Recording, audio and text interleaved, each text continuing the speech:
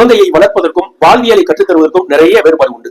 இதை செய், இதை செய்யாதே, இது சரி, இது தவறு என்று தான் பெற்ற அனுபவத்திலிருந்து குழந்தைகளுக்கு தகவல்களை திரட்டி தருவது வளர்ப்பு. தான் பெற்ற அனுபவத்தையே குழந்தைகளுக்கு தருவதுதான் வாழ்வியல் முறை. ஒரு சின்ன உதாரணம் சொல்றேன்.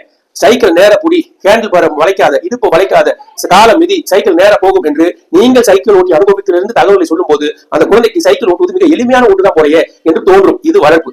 அதுவே சைக்கிளை கொண்டு வந்து முன்னாடி நிறுத்தி அதுல ஏற உட்கார வச்சு ஹேண்டில் பாரை பிடிக்க வைத்து சைக்கிளை மிதி என்று சொல்லும் போது சைக்கிள் பற்றி அனைத்து தகவல்களும் புத்தியில் இருந்தாலும் தன் உடம்பும் மனதும் அந்த கணத்தில் அந்த களத்தில் அந்த சூழ்நிலையில் என்ன சொல்கிறதோ அதுதான் வாழ்வியல்.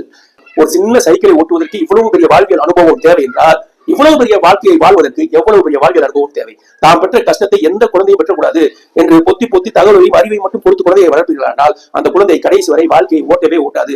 தள்ளி நின்று வெளியே நின்று வாழ்க்கையை வேடிக்கை பார்க்கும் குழந்தையாகத்தான் வளரும். நம் குழந்தை வாழ்க்கையை வாழ வேண்டுமா, வேடிக்கை பார்க்க வேண்டுமா என்பதை நாம் தான் உணர வேண்டும். அது உங்கள் கையில் தான் இருக்கிறது.